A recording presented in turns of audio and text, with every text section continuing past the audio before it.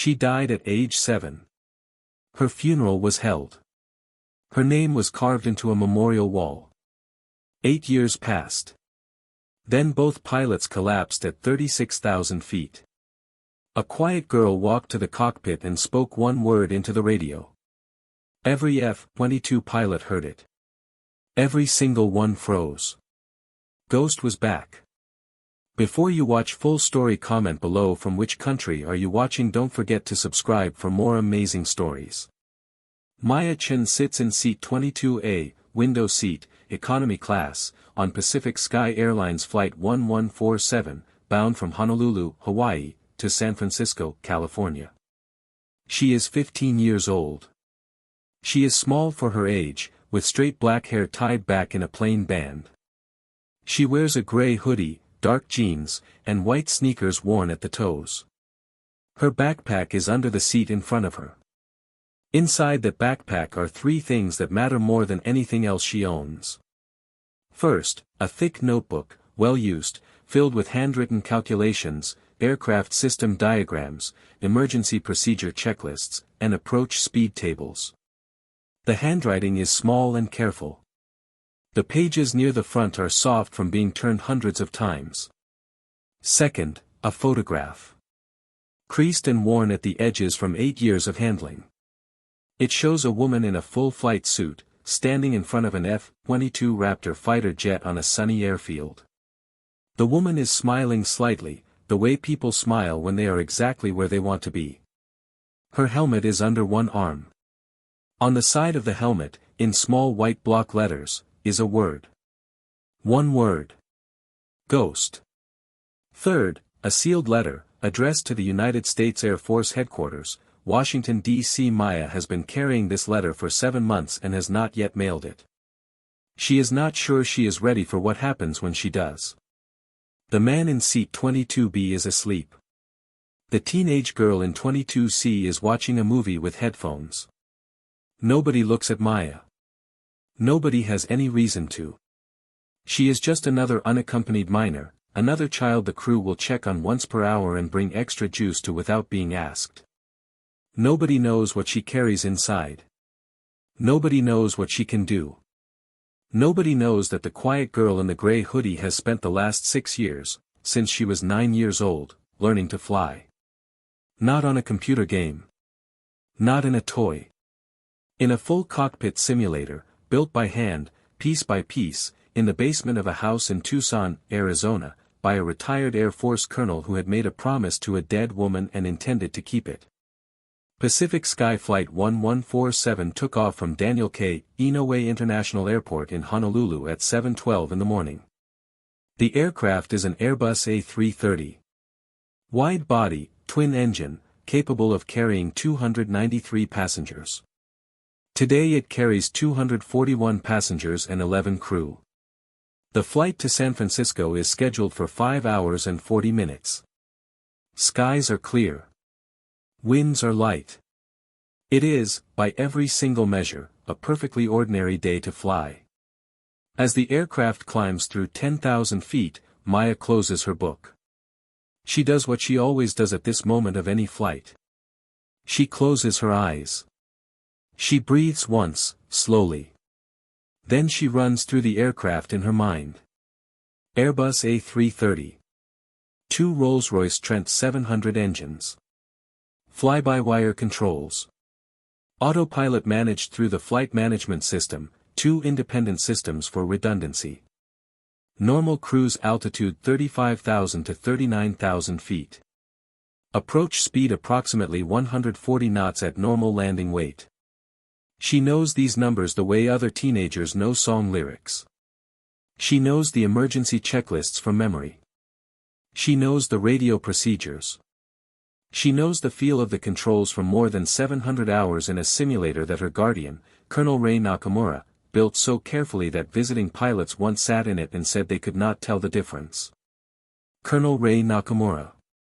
Uncle Ray. He is the reason she is alive. He is the reason she knows everything she knows. He is also, as of 3 weeks ago, the reason she is alone on this aircraft. He died on a Tuesday, at 6:14 in the morning, in a hospital room in Tucson, Arizona. Pancreatic cancer. Maya was holding his left hand. A nurse was nearby. He went quietly, which people told Maya afterward was a mercy. She was not sure mercy was the right word. She was not sure what the right word was. He had known he was sick for over a year. He had not told her for the first 8 months, because he did not want her to be afraid before she was ready. When he finally told her, 2 months before the end, she had sat very still for a long time. Then she had said, "Why didn't you tell me sooner?" And he had said, "Because I needed you to be Maya first, and sad second." He had looked at her with those calm eyes that always saw things clearly. "Being sad is allowed," he had said. "Just don't let it be all you are." She is going to San Francisco to meet his lawyer. Uncle Ray's final arrangements required her to travel under her real name for the first time in 8 years. His lawyer found a way. The papers were filed. Maya Chen, previously presumed dead, is now legally, officially, uncomplicatedly alive. It feels strange. Like wearing a coat that belongs to someone you used to be. After San Francisco, she does not know what happens next. There is no plan. But that is a problem for later. Right now, at 36,000 feet, Maya opens her book and tries to read. She manages 14 pages before everything changes. At 8:51 in the morning, Captain David Park notices something wrong. It starts as a headache. A dull pressure behind his eyes. He blinks. Shakes his head. Checks the instruments out of habit. Everything is normal. Autopilot engaged. Both engines nominal. Weather clear for the next 3 hours. They are 340 miles northwest of San Francisco, on course, on schedule. The headache gets worse. That is unusual. David Park has been flying commercial aircraft for 22 years. He does not get headaches in the cockpit. He turns to mention it to First Officer Sarah Yun. She is already unconscious. Her head has dropped sideways. Her eyes are closed. Her hands have fallen from the side stick. She looks like someone who fell asleep in the middle of a sentence. Captain Park's voice comes out wrong, thick, slow, like speaking through water. "Sarah. Sarah, wake up." She does not move. He reaches for the radio, but his arm is very heavy. His thoughts are separating from each other, drifting apart, like pieces of a broken thing floating in slow water. One small clear piece of his brain says, carbon monoxide. Environmental control system. There was a maintenance notice last week about a seal on the bleed air system. He had signed it. He had assumed it was handled. It was not handled. He finds the cockpit emergency foot switch with his left foot and presses it once. The signal goes to the lead flight attendant's panel in the forward galley.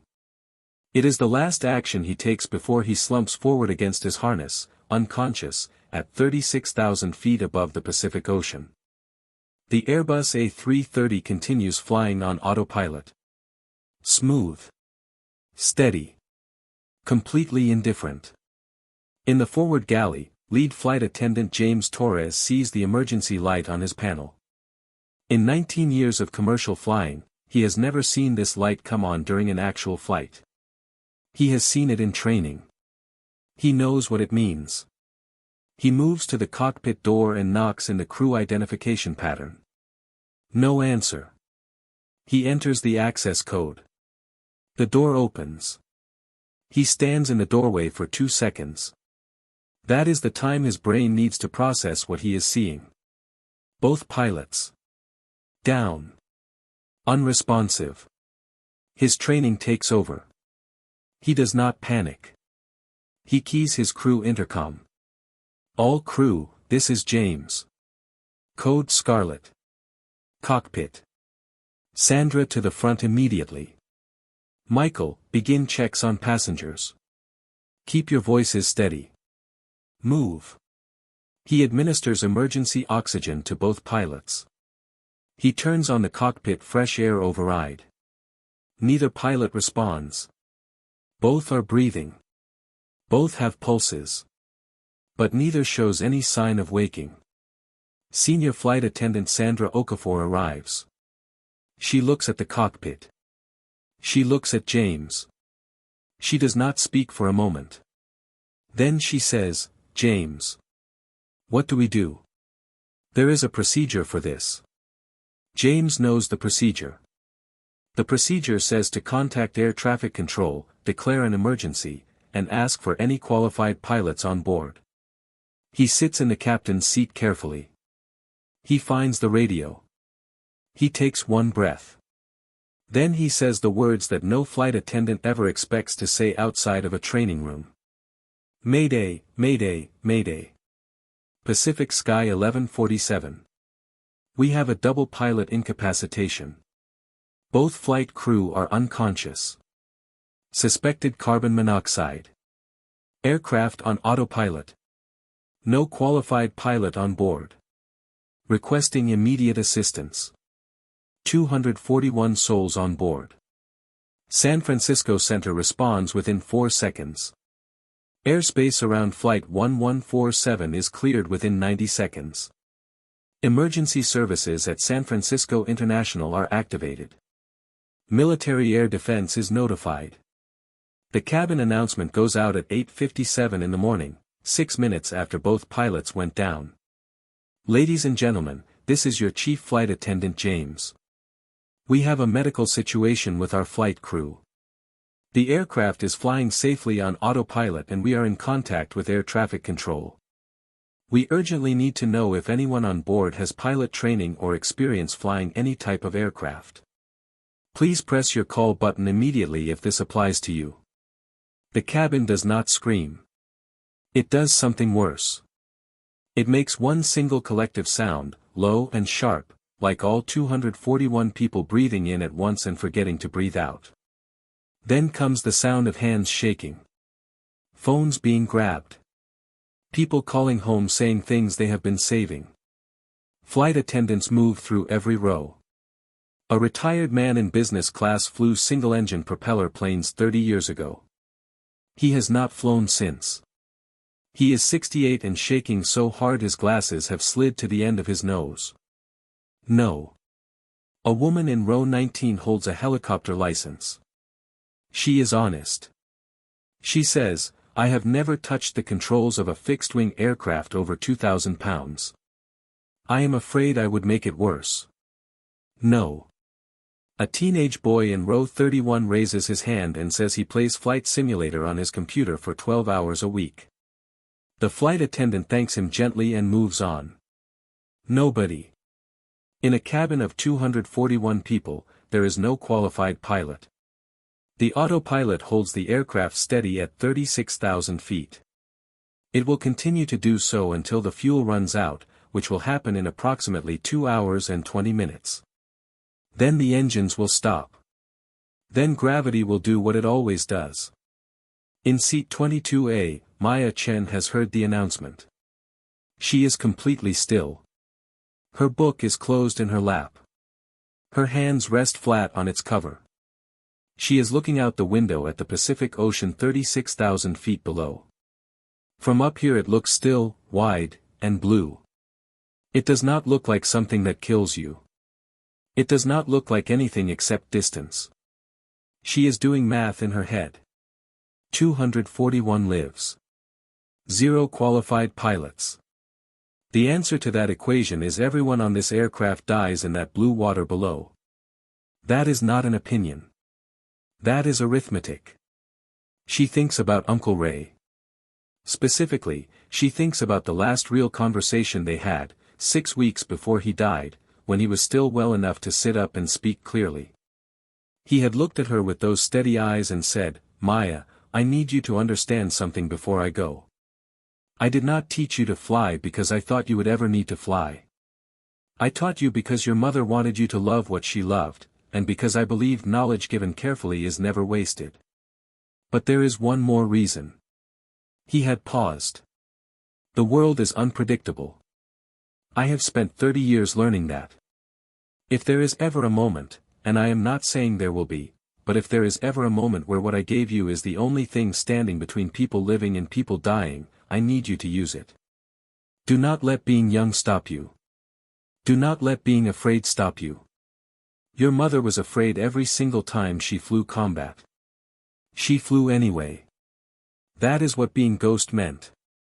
It was never about not being scared. It was about acting when action was the only right answer. Be her daughter. Promise me. She had promised. She had not imagined the promise would cost anything this soon. She had not imagined it would cost anything this large. But the equation is what it is. And she is the only answer to it. She puts her book in her backpack.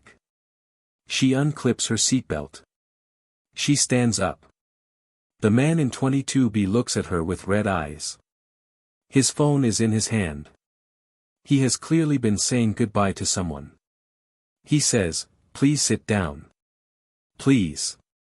Just sit." She says, quietly, "I can help. I need to get to the front." He stares at her. He does not move. She steps around him into the aisle. Flight attendant Rosa Mendez sees her immediately and moves toward her with both hands raised, voice kind but firm. "Sweetheart, I need you to return to your seat right now. Please." Maya stops. She looks at Rosa. She speaks clearly and without rushing. "My name is Maya Chen. My mother was Captain Linda Chen, United States Air Force, call sign Ghost. She flew F-22 Raptors. She was killed 8 years ago in a crash, and I was with her, and the world thinks I died too. The man who raised me after that crash was Colonel Ray Nakamura, USAF retired, 30 years of service. He spent 6 years building an Airbus A330 simulator in his basement and teaching me everything my mother knew. I have 700 hours in that simulator. I know this aircraft's systems. I know the emergency checklists. I know how to talk to air traffic control. I know how to land this plane." She does not raise her voice. She does not beg. "I know how it sounds. I know what I look like. But there is nobody else and I can do this. Please take me to the cockpit." Rosa stares at her. Something in the girl's voice is not the voice of a frightened child. It is steady in the specific way that people are steady when they know something true. When they are not guessing. Rosa says, "Come with me. Right now." The cockpit of Pacific Sky Flight 1147 is exactly what Maya expected and nothing like what she expected, both at the same time. Exactly what she expected, the overhead panel, the center pedestal, the autopilot controls, the engine instruments, the navigation display. She knows where every single item is. Uncle Ray had her memorize the Airbus cockpit layout until she could point to any switch in the dark. She has done this. Literally, in the dark, in his basement, with the lights off and her eyes closed. Nothing like she expected, the altimeter showing a real 36,000 feet. The airspeed tape showing real knots. The NAV display showing a real coast of California ahead. And 2 real men and women slumped unconscious in the seats beside and below her, kept alive by oxygen masks but not responding, not waking, not here. It is real. All of it. James Torres stands behind her. He says, "Before I step aside, tell me one thing. Tell me something only a real pilot would know about this aircraft right now." Maya scans the overhead panel. She says, "Your blue hydraulic system pressure is reading 2,700 psi. Normal is 3,000. It is still within operating limits but I want to watch it during descent. If it drops below 2,500 I will need to know." She looks at the fuel. 18.4 tons remaining. 2 hours and 20 minutes to fuel exhaustion at current cruise settings. We need to be on the ground in less than 2 hours. She looks at the autopilot. The aircraft is currently set to cruise to San Francisco Airport on the filed flight plan. That course is correct. I recommend we leave the autopilot engaged until the initial descent point, which I will calculate now. James steps aside. Maya climbs into the first officer's seat. She moves it forward. She is small enough that even at full forward she has to sit very straight to reach the rudder pedals. She buckles the 5-point harness the way Uncle Ray taught her. She puts on the headset. She adjusts the microphone.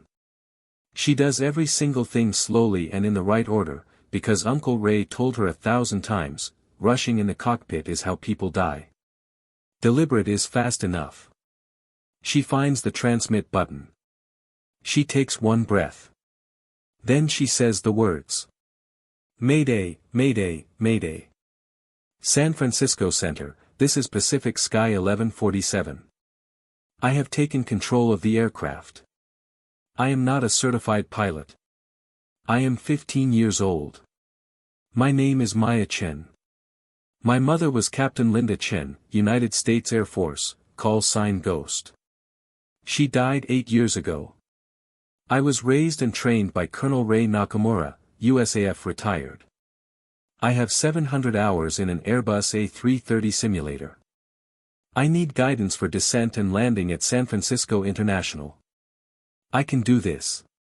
Please respond. 8 seconds of silence. Then San Francisco Center says, Pacific Sky 1147, we copy. Stand by. Then something unexpected happens. On a military operations frequency that runs parallel to civilian ATC, 60 miles to the northwest, a voice cuts in. Sharp. Controlled. But only barely.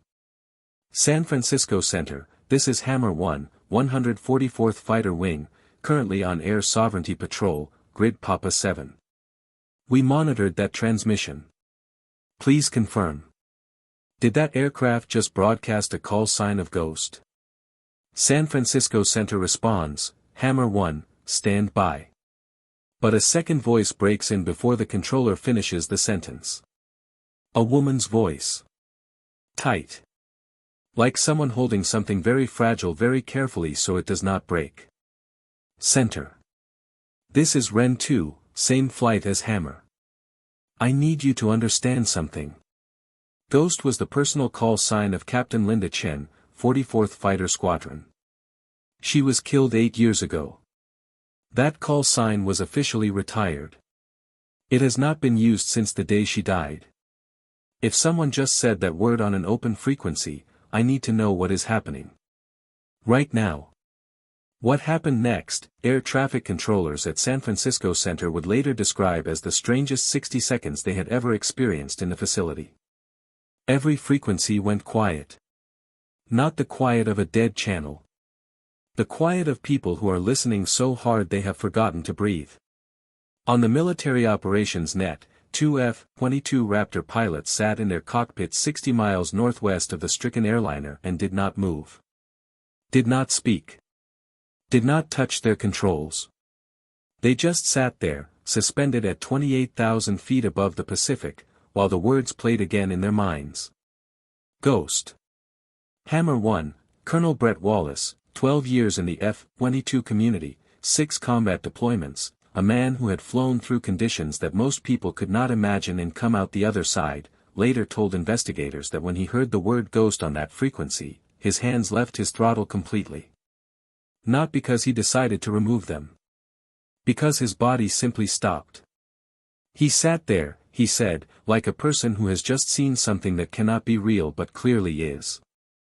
Ren 2, Major Amanda Reyes, who had flown wing for Captain Linda Chen for 4 years and had held the folded flag at her memorial service and had cried properly only once, alone in her car on the drive home, pressed her radio button and found she could not immediately produce words.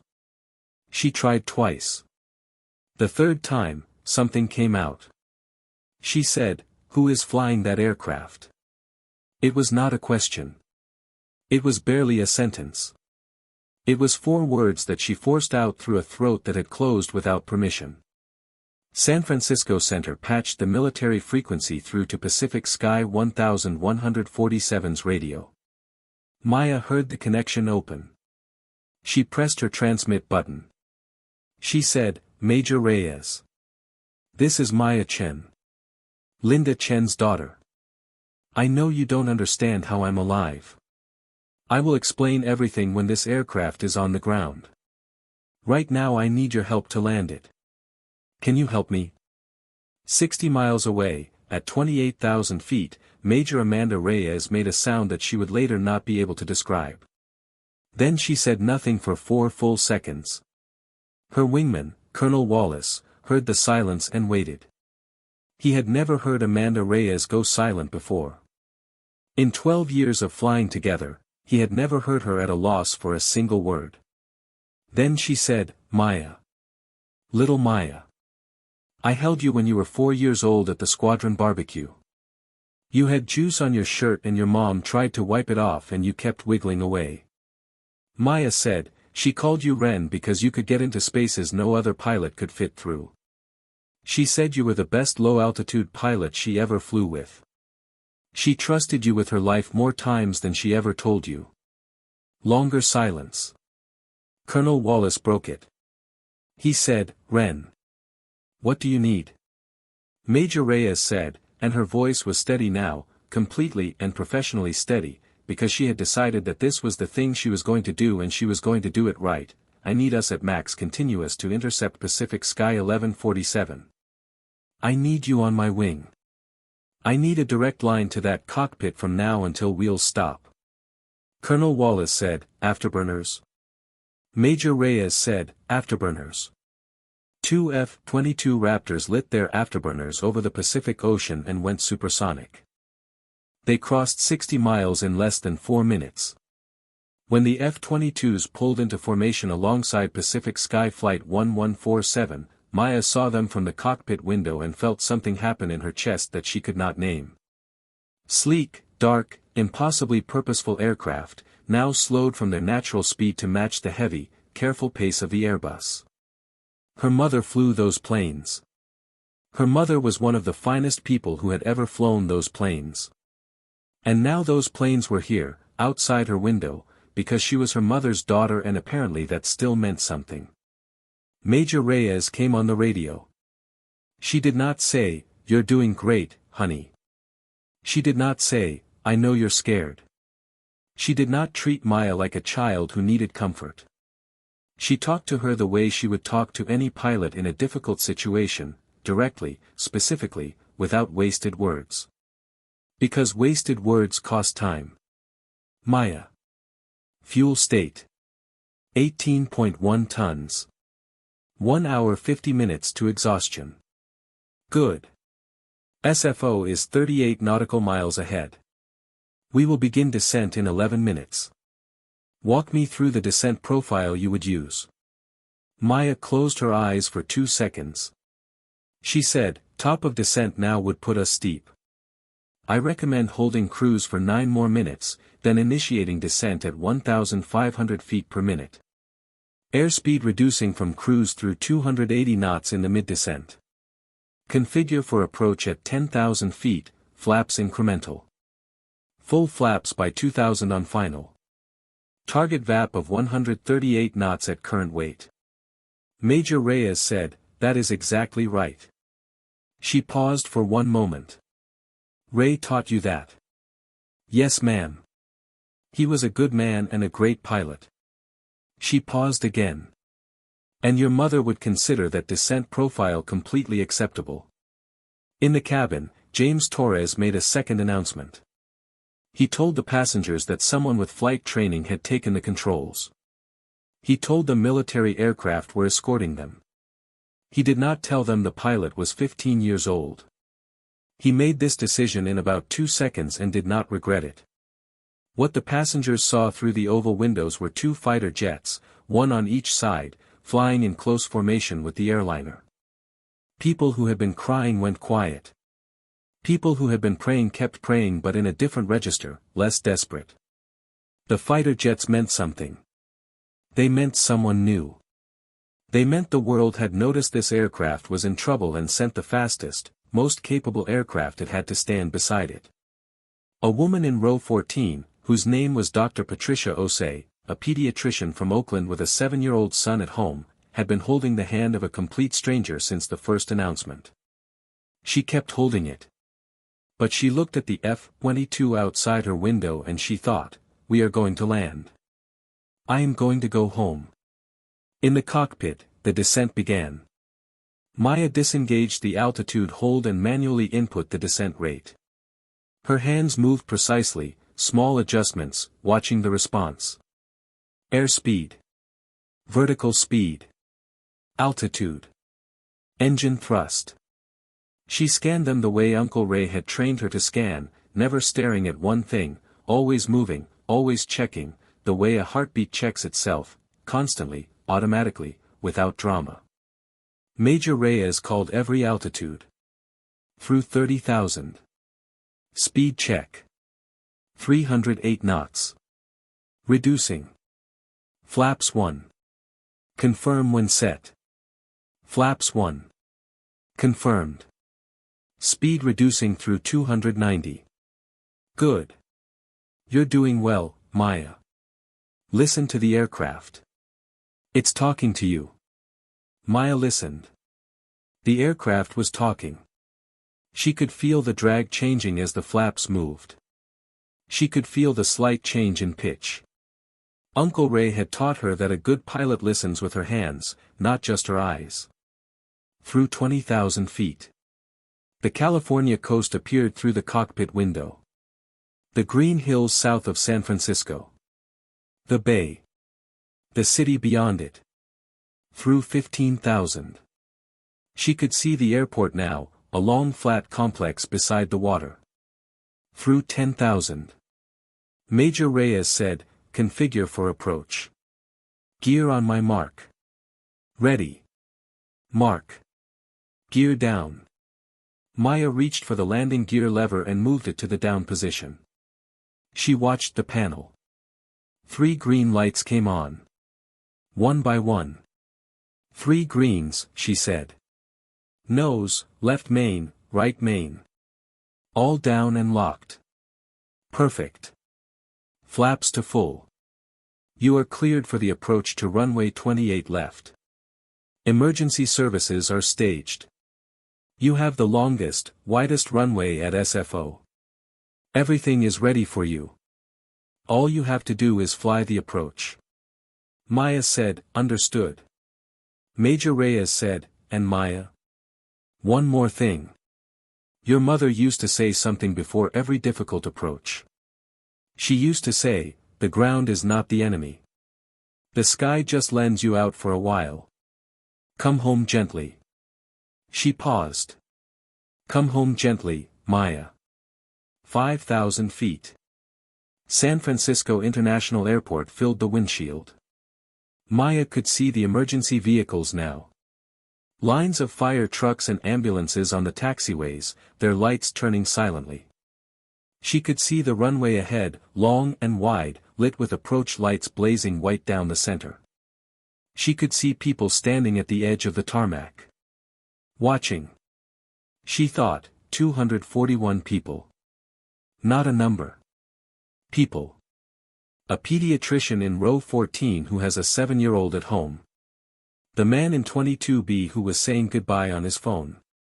The teenager in 22C who was watching a movie before any of this happened. 241 individual lives that go home tonight or do not. She thought, Uncle Ray. I promised. She thought, Mom. I am trying. She put her hands on the controls and flew the approach. 3,000 feet. Airspeed 142 knots. Descent rate 700 feet per minute. On centerline. On glide slope. 2,000 feet. 1,500 feet. Major Reyes said, you are exactly where you need to be. Stay with it. 1,000 feet. Maya could read the runway numbers now. 28L, she could see the exact point she was aiming for, the touchdown zone, the thick white stripes painted on the dark asphalt. 500 feet. Steady. Small corrections. Do not overcorrect. 400 feet. 300 feet. She began to prepare the flare. The flare is the final movement before landing, a gentle, controlled pullback on the controls that raises the nose slightly and allows the rate of descent to decrease, so the aircraft does not hit the ground but settles onto it, the way a large bird folds its wings at the last moment before its feet touch water. 200 feet. Back pressure. Gentle. 100 feet. Nose rising. Runway rushing up. 50 feet. 30 feet. The main landing gear touched the runway. Both main trucks at almost exactly the same time, a firm double thump that ran through the airframe and through Maya's seat and through her hands on the controls. Not soft. Firm and real and solid. The aircraft was on the ground. She pushed the side stick forward to bring the nose gear down. It touched with a single firm bump. She pulled the thrust reverse levers. The engines changed their sound completely, a deep controlled roar that pushed back against the aircraft's momentum. She applied brakes steadily, feeling for the edge, keeping it smooth, not grabbing. The aircraft slowed. And slowed. And slowed. And stopped. Pacific Sky Airlines Flight 1147. On the ground. San Francisco International Airport. Every soul on board alive. For a moment, there was only the sound of engines winding down and the far-off sound of sirens and Major Reyes' voice on the radio, saying, "Pacific Sky 1147, you are on the ground." Outstanding. Outstanding. Then the cabin erupted. The sound of 241 people who believe they were going to die and have just discovered they are not is something that does not have a precise description. It is crying and cheering and praying and laughter and people grabbing strangers and holding on. The man from 22B was saying, "We are alive, I love you, we are alive." Dr. Patricia Osei was still holding the hand of the stranger next to her, and they were both crying, and she was thinking about her son and she was going to see him tonight. James Torres stood outside the cockpit door with his hands over his face. In the captain's seat, Maya Chen sat very still. Her hands were shaking now. During the approach and landing they had been completely steady, because they had to be, and her body had understood that. Now the adrenaline was releasing and her hands were shaking and she let them shake. It was allowed. She had done it. Outside, the two F-22s came over the runway at low altitude together, wingtip to wingtip, and pulled straight up into a near-vertical climb. The missing man formation. The aerial salute given for fallen pilots. But this time it was not for someone who was gone. This time it was for Ghost. Returned. Emergency medical teams boarded immediately. Captain Park and First Officer Yun were taken to San Francisco General Hospital. Both made full recoveries.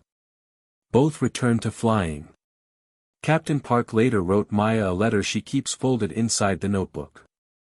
Maya came down the boarding stairs into the noise and light of an emergency response that had been staging for the last 40 minutes. Airport officials, airline officials, federal officers. News helicopters were already circling. Major Amanda Reyes had landed her F-22 on a closed taxiway. She climbed out, removed her helmet, and walked toward the Airbus at a pace that made airport authority officers step back without quite knowing why. When Maya appeared at the bottom of the stairs, she saw a woman in a flight suit walking toward her. Tall. Dark hair graying at the temples. Face carrying every year of service she had given. Eyes that were wet but not crying, because she had decided she was not going to cry yet. Major Reyes stopped in front of her. She looked at her for a long moment. She said, "You look exactly like her." Maya said, "People say that." Major Reyes said, "She would not know what to say right now. In 20 years I never saw your mother not know what to say." She paused. She looked at Maya again. "And I am going to guess that you are running entirely on whatever you had for breakfast and a promise you made to someone." Maya said, "I had nothing for breakfast." Major Reyes made a sound that was almost a laugh. Then she did something that she did not plan. She stepped forward and put her arms around Maya Chen, 15 years old, daughter of the greatest pilot she had ever known, standing on the tarmac at SFO in a worn gray hoodie, shaking slightly from the aftermath of what she had just done. Maya stood in the hug for a moment. Then she said, into Major Reyes' shoulder, "I was so scared." Major Reyes said, "I know." Maya said, "I didn't know if I could do it." Major Reyes said, "I know." She held on. "Your mother was scared every single time. She just never let it be bigger than the job.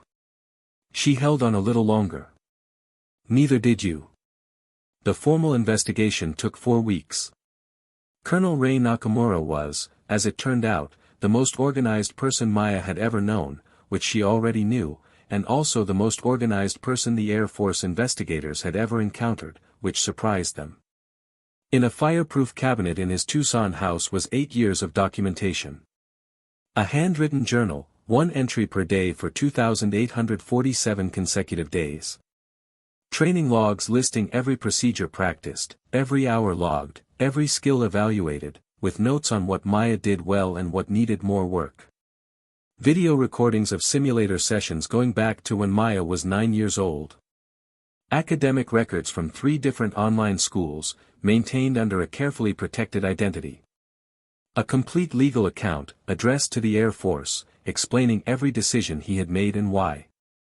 And at the front of the journal, on the first page, written the day after he found a 7-year-old girl alive in a mountain crash site that everyone else had already given up on, a single line. "Linda. I found her. She is alive. I will keep her safe. I will teach her everything. I promise." The carbon monoxide leak on Flight 1147 was traced to an improperly replaced bleed air seal during a maintenance service 14 days earlier. A maintenance error. Not sabotage. The airline grounded its A330 fleet for full inspection and found 2 other aircraft with similar issues. Both were corrected before they became emergencies. The question of Captain Linda Chen's original crash was reopened. Colonel Nakamura's journal contained information that had not been part of the original investigation. Whether that information changes the official findings is a matter that, at the time of this story, remains classified. What is not classified is this: Captain Linda Chen was one of the finest combat pilots the United States Air Force ever produced. She called herself Ghost not because she was quiet or invisible, but because, in the words of her commanding officer, she seemed to operate in a dimension that other pilots could not access. She could find the line between possible and impossible and move it. Every time. Her daughter did the same thing at 36,000 feet above the Pacific Ocean on a Tuesday morning in October. The call sign was not retired anymore. 6 months after the landing, Maya Chen is enrolled at the Air Force Youth Aviation Academy at Joint Base Andrews. She is the youngest student in the program's history. The exception was made without much debate, because the review board read the incident report and the training logs and watched 40 minutes of simulator video and concluded, in the words of one board member, that arguing about age in this particular case would be a waste of everyone's time. She is surrounded by teenagers 2 years older than her. Some of them were initially uncertain how to treat someone who had done something that did not fit in a normal box. Then they watched her work. She studies more than anyone. She asks questions that show she was already thinking about the answer from multiple angles before she raised her hand. In the simulator, her control inputs are precise and smooth in a way that makes her instructors stop and check their notes, because the notes say 15 and the flying says something else. The uncertainty fades within a month. A 17-year-old named Tomas Herrera, the previous top student and honest enough to admit it, watches her fly a crosswind approach in the simulator and says, "Basement in Tucson." She says, "Basement in Tucson." He says, "You want to practice night approaches after class?" She says, "Yes." They practice together for the rest of the term. He is stronger at navigation. She is stronger at feel. Both of them improve. Major Amanda Reyes is now Maya's legal guardian. The paperwork was complicated and involved more federal agencies than either of them expected. It is complete. Maya lives in a house in Virginia. There is a study with enough wall space for the manual pages she cannot stop keeping. On the desk is the photograph of her mother, in the flight suit, in front of the F-22, the faintest smile on her face. It does not look worn anymore. Maya had it restored and framed. On weekends, Major Reyes takes her flying in a rented Cessna, building real hours the right way, from the beginning. Her first solo is on a Tuesday morning in March. Clear sky, light wind, perfect conditions. She takes off, flies a circuit of the airfield, and lands. When she climbs out, Major Reyes is standing on the tarmac. Her arms are folded. Her face is controlled. She is crying a little. She says, "Your mother did her first solo on a Tuesday too." "I didn't plan that." Maya says, "I know." She looks at the sky. "Uncle Ray told me." 7 months after the landing, on a clear morning in November, Maya Chen stands at the Air Force Memorial in Arlington, Virginia. The 3 steel spires reach into a cold blue sky. The names on the granite wall are deep and permanent. She finds her mother's name. She has been here twice before. Once as a very small child, before the crash, when her mother brought her to see the memorial and said, "Some of these people I knew. They gave everything. Remember that, Maya. This is what everything looks like when it's given." Once alone, just after Uncle Ray died, at night, because she had nowhere else to go. This time she is not alone. Major Reyes is beside her. Colonel Wallace is there. 10 other pilots who flew with Captain Linda Chen are there. 2 generals. James Torres, the flight attendant who trusted a 15-year-old girl with his passengers' lives, has driven from San Jose. And standing slightly apart, the woman from row 14 of Flight 1147, Dr. Patricia Osei, who mailed Maya a letter every single month since the landing. This month's letter had a photo of her son, 7 years old, grinning at the camera. Maya touches her mother's name. She says, "Hi, Mom. I made it. I kept the promise. I hope you can see that." She is quiet for a moment. Then she says, "Uncle Ray kept his promise too. Every single day for 8 years." General Thomas Wu steps forward. Silver-haired. 32 years of service. He has held his composure through things that would break most people.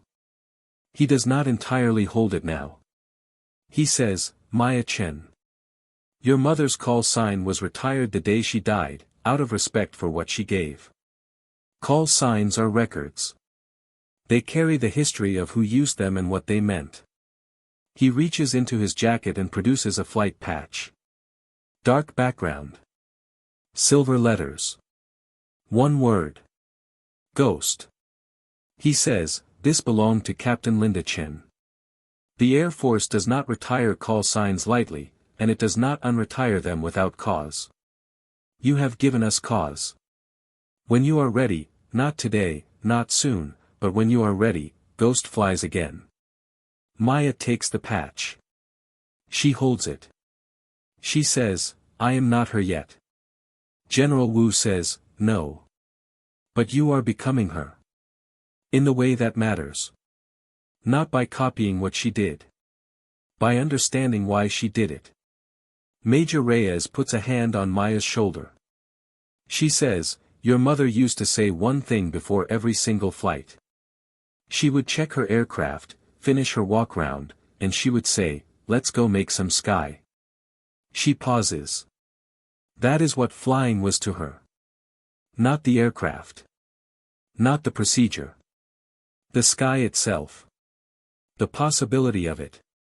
Maya looks up at the memorial spires, reaching toward the cold blue morning. She says, "Uncle Ray taught me that phrase. He said it was her way of saying the sky is bigger than whatever is trying to stop you." She looks at the patch in her hand. She looks at her mother's name on the wall. She looks at the people around her who came to stand here on a cold morning because of what one woman gave and what her daughter carried forward. She says, "Let's go make some sky." 2 years after Pacific Sky Flight 1147 lands safely at San Francisco International, Maya Chen is 17 years old. She has 400 logged hours in real aircraft. She is ranked first in her class at the Aviation Academy. She has given 3 public talks, appeared in 1 documentary, and refused 14 interview requests, because she does not think the story is about her and she is not interested in pretending it is.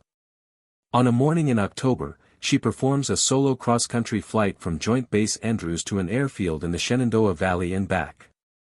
She files her own plan. She manages her own communications. Over the Blue Ridge Mountains, she encounters light turbulence and a shift in wind that requires a real-time decision about her route. She makes the decision correctly and without stress, which her instructor, watching the flight track on the ground, notes in his evaluation log as the kind of judgment you expect from a pilot with twice her hours. On the return leg, climbing through 8,500 feet with the valley below and the afternoon sun coming through the left window, she does something she does at the start of every flight. She reaches forward and touches the instrument panel with the flat of her hand. She says out loud, to no one and to everyone, "Fly safe. Come home." Then she draws a figure 8 in the air with one finger. Infinity. Then she puts her hand on the controls and flies home. A reporter once asked Maya Chen, near the end of an interview she agreed to because the reporter had done her research and asked real questions, what she would say to someone facing something that seemed impossible. Maya thought about the cockpit of Flight 1147. She thought about 36,000 feet and 241 lives and hands that stayed steady because they had to. She thought about a man who built a simulator in his basement and came to a crash site that everyone else had already left. She thought about a woman in a flight suit standing in front of an F-22, smiling like someone who is exactly where they want to be. She said, "I think we confuse impossible and difficult all the time. Impossible means it cannot be done. Difficult means it costs something to do it. Most things that look impossible are just very difficult. They cost practice, or years, or fear, or grief, or all of those things at once. But they can be done." She looked at the reporter. She said, "My mother flew missions that people called impossible. Uncle Ray kept me safe and taught me everything for 8 years when no one knew he was doing it. I landed a commercial aircraft at 15. None of those things felt impossible in the moment. They just felt necessary. And when something is necessary, you find a way. You do what needs to be done." She paused. She said, "Figure out what is necessary. That is the whole answer." The interview ended. Maya walked outside. The sky above Andrews was clear and cold and blue, the kind of blue that goes on in every direction without stopping. She looked at it for a moment. Then she went inside to study. This story is dedicated to everyone who has been told they are too young, too small, or too inexperienced to matter. Maya Chen is fictional. The truth she represents is not. Knowledge matters. Preparation matters. Promises made to people who are gone still matter. And the sky has never once cared how old you are. Ghost flies eternal. Fly safe. Come home. Make some sky.